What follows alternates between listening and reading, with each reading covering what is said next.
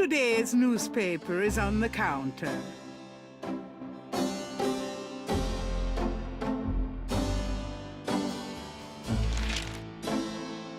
Times dated June 19th, 1993.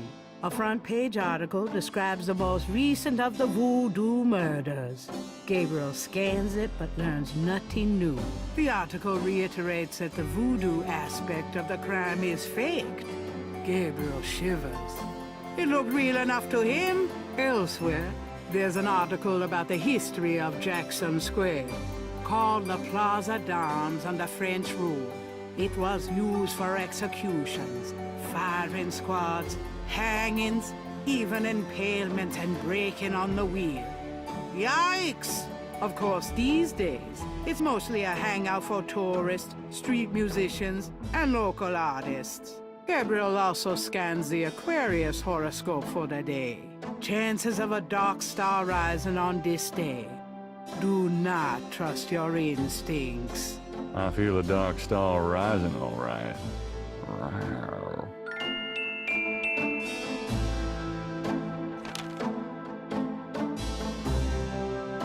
Blessed caffeine.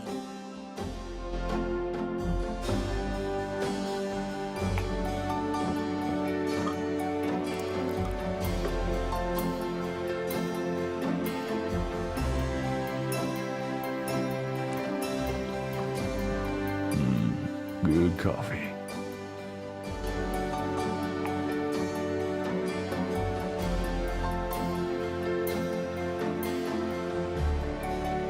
That doesn't work that way. Got a minute, Grace? What's up? Do you have messages for me? Dana called and Susie left a message about a lawsuit. Toss 'em. Okie dokie. Well, that's all the messages for now. Could you do some research for me? Sure, what? I can't think of anything. Tell me about yourself, Grace. What do you want to know?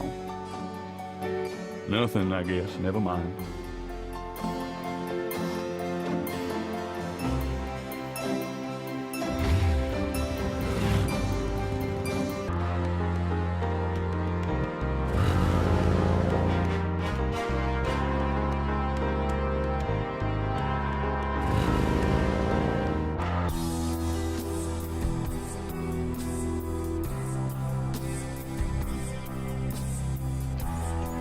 The Garden District is famous for its elaborate old plantation homes and mansions. This particular mansion is impeccably groomed. Potted roses mark the entrance to the house. Gabriel didn't come here to mess with the plants. Perfectly groomed hedges run along the front of the porch. Gabriel didn't come. The huge trees bear beards of Spanish moss. Tall, narrow shutters provide beauty and protection. The windows are made of thick, heavy glass. The only thing Gabriel can see inside is even thicker drapery.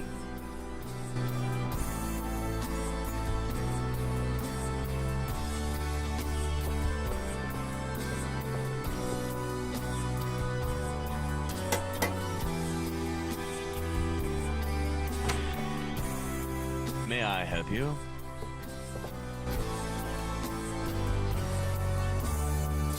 The man looks intellectual, polished, and impervious. He gazes at Gabriel with a superior eye.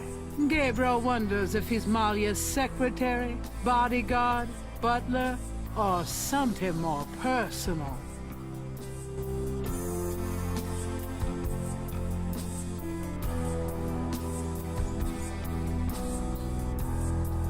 I'd like to see Malia Getty, please. I'm sorry, but unless you have an appointment or official business, I cannot announce you. I do have official business. Really?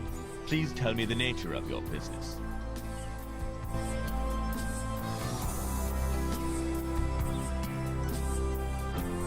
Are you tired of polishing silver day in and day out? We don't have silver. All of our utensils are solid gold. Oh, I see. Well, I represent Lumor Armored Cars, and... Beat it.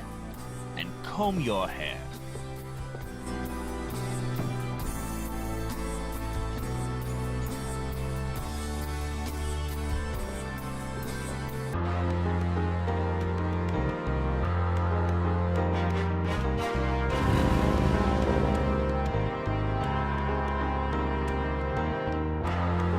The sign says the Overlook's closed for repairs until June 21st.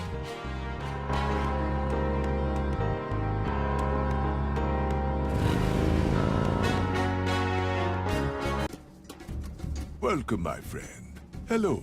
I am the proprietor, Dr. John. If you have any questions, I will be happy to assist. Great. My name is Knight, and I'll probably take you up on that.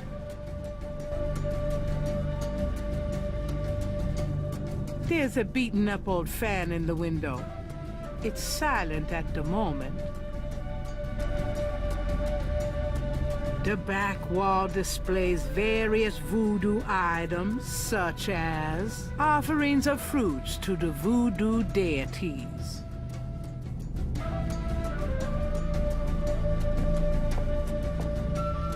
The voodoo shrine is filled with items that both fascinate Gabriel and also make his skin crawl. This coffin is so small. It wouldn't be much of a voodoo museum without a voodoo doll. Wonder who that poor bastard was. Will that look sacrilegious? They lend a certain psychotic ambiance, no?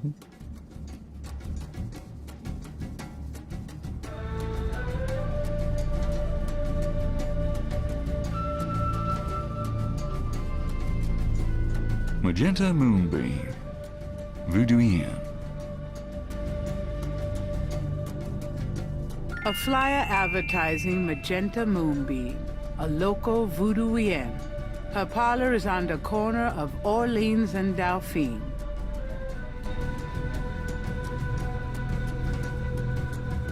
Reminds me of a book critic for the New York Times.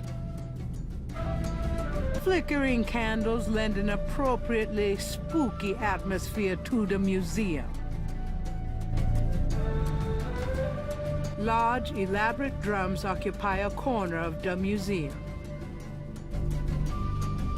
An authentic-looking pole marks the center of the room. Authentic what? Gabriel isn't sure. An official voodoo wishing stump. Rub it and make a wish, a card says. Funny, I say the same thing to women.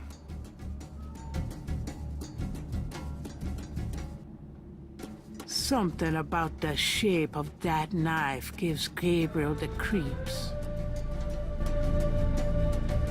The back wall displays various voodoo items, such as an African statue laden with decorations. Now, why does that remind me of Grace?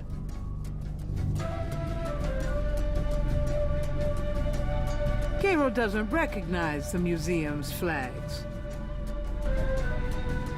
The back wall displays bottles of liquor and wine.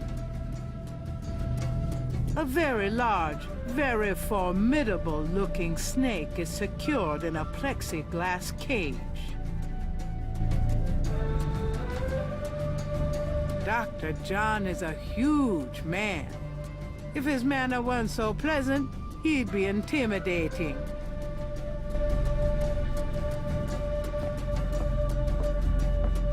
Could I ask you a few questions? That is why I am here.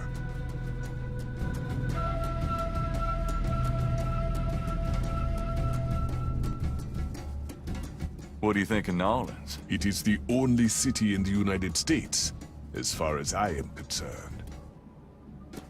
What is it about New Orleans that you so admire? It has a real culture of its own, Mr. Knight. Amid the horrid blandness that is Americana, New Orleans alone has a voice. Spoken like a true Nolinian. Do you know anything about snakes? Ah, you have perhaps noticed the museum snake, Mr. Knight? They are beautiful creatures. Do you not agree? And the tourists seem to associate them with voodoo. Is this snake yours? Do you use it in your practice of voodoo? I admire the spirit of the snake, Mr. Knight. But snakes like the museums can be quite dangerous to handle. You didn't really answer my question. I think I did, Mr. Knight. Tell me about yourself. Me? Yes, if you don't mind. What is it you wish to learn?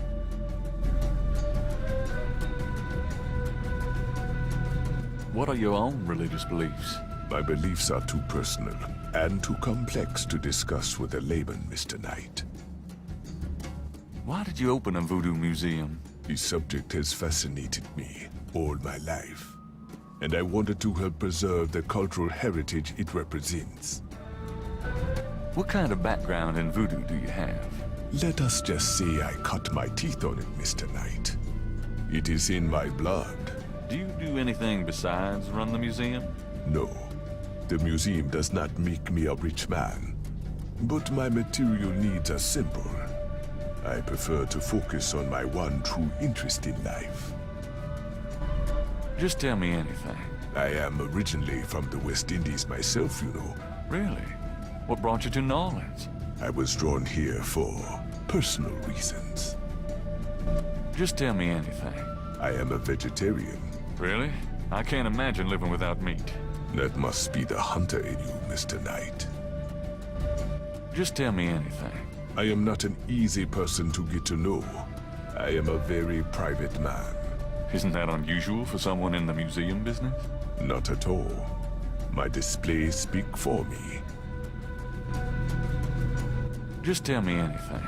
Not everyone can come see the museum, so I occasionally do public speaking on the subject of historical voodoo. Anything coming up that I might attend? No. But then you have me all to yourself right now, do you not? Actually, I can't think of a thing.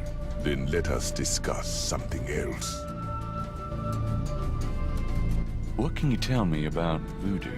Historical voodoo, or the voodoo currently practiced in the city. Tell me about historical voodoo. Very well.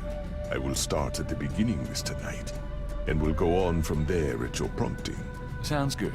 As you may know, voodoo is a grassroots religion, formed by the mixing together of many different African tribal religions and Anglo religions, such as Catholicism or Protestantism. In other words, it is a religion born of the African slave trade. But African slaves were imported not only by the United States, but also into the West Indies, where the French and Spanish ran plantation islands. Prior to 1803, the New Orleans area was owned by France. The French Creole in those days owned many African slaves. But the Creole did not permit their slaves to gather, giving no chance for voodoo to breed here natively.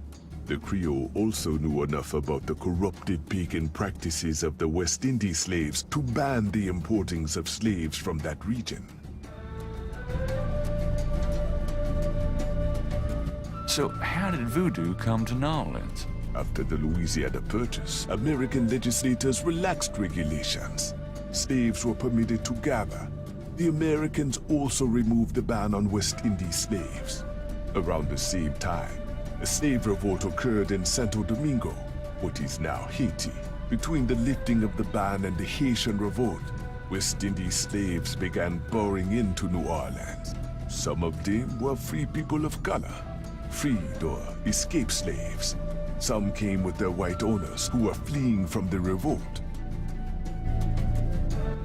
What happened when the West Indies slaves got here? They brought voodoo with them. The native slaves were more than enthusiastic about embracing it. It gave them power, Mr. Knight. If only in the form of a communal bond, Among the first meeting places were the Bayou St. John and the shore of Lake Pontchartrain. The early Voodoos were heavy snake worshippers, worshipping the one they called the Great Zombie. Tell me more about historical voodoo. By 1817, the voodoo activities were beginning to cause fear among the white slave owners. An ordinance was passed to forbid slave gatherings except in designated public areas at designated times. The time was Sunday afternoons, and the place, Congo Square. The slaves and free people of color gathered to dance simulations of their voodoo dances, right in sight of Creole society. Of course, they also continued to meet in private for the real thing. Tell me more about historical voodoo. There were a variety of kings and queens at first, voodoo priests and priestesses. But from about 1830, a single power emerged. This was a voodoo queen named Marie Laveau. Marie Laveau ruled voodoo in New Orleans for many years. Tell me about current voodoo. Many people think of voodoo in terms of magic spells or gree-gree. That kind of practice is actually called hoodoo and is only a part of true voodoo. Voodoo, the religion, has a strong following in New Orleans. In fact, it is growing quite rapidly. There are several voodoo churches or temples in the city, and others all across the United States. African Americans see it as a tradition all their own. Whites, and there are many in the religion, are attracted to it because they think it is exotic. I personally am more interested in the history of voodoo. Some of the new movements are copying Haitian or even African voodoo. But it is the voodoo of New Orleans that I find so intriguing. What do you know about the voodoo murders? The killings in the newspaper. I know they have nothing to do with true voodoo in New Orleans. Tell me about Marie Laveau. There were actually two Marie Laveaus, mother and daughter. Most people thought they were the same woman. Her continued youth added to the mystique. The original, the mother, was also known as Widow Paris. It was she that began the empire.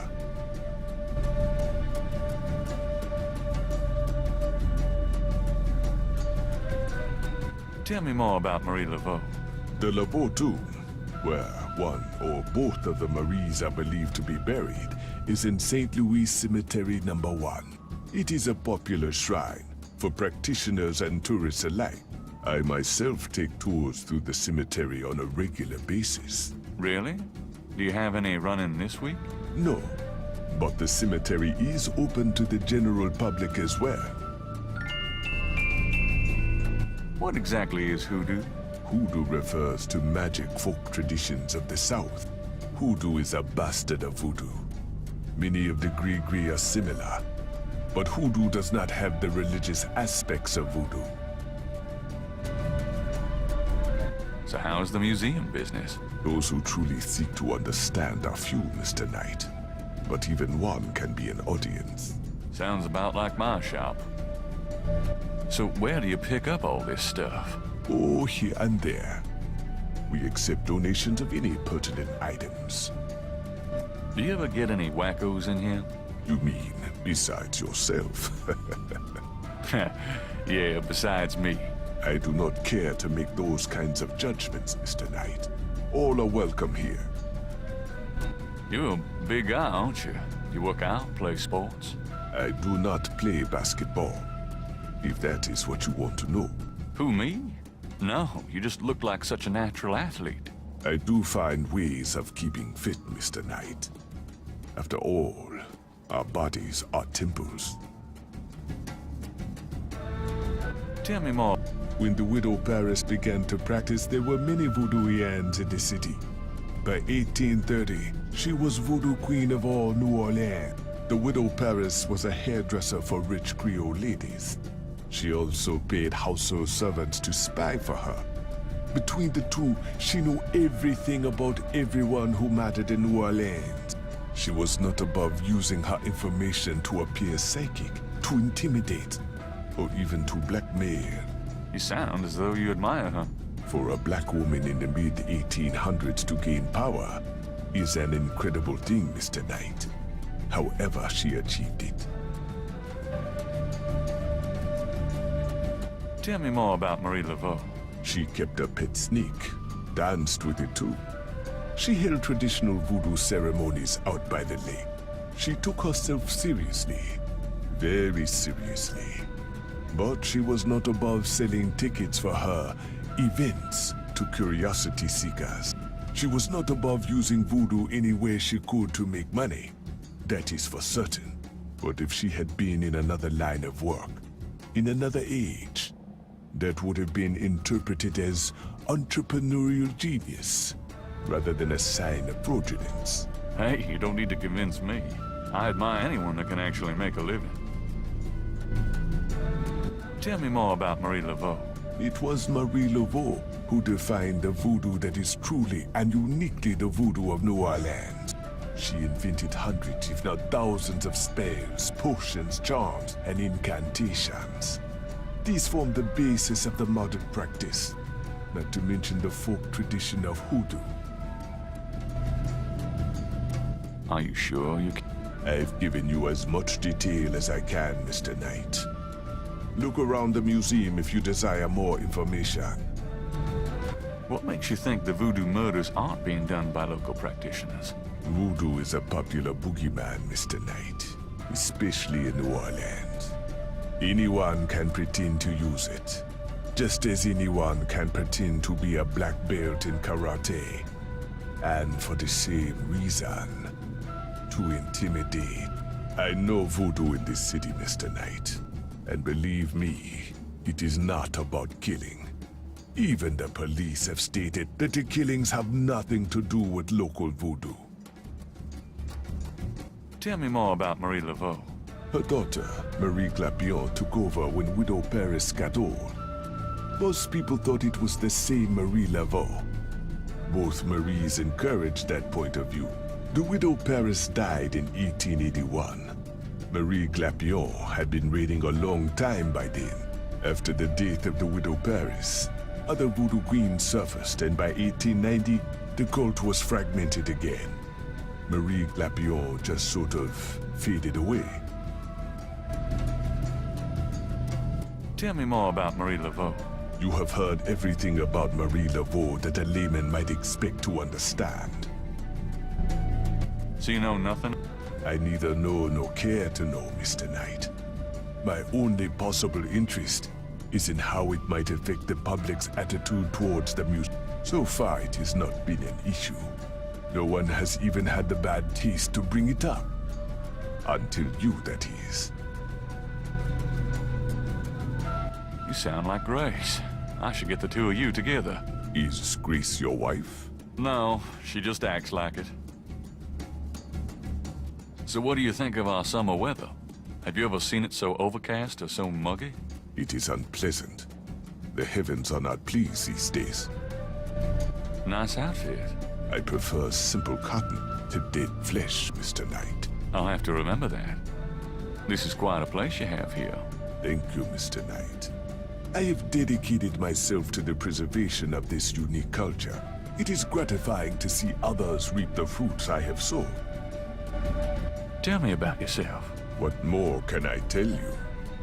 Actually, I can't think of a thing. Then let us discuss something else.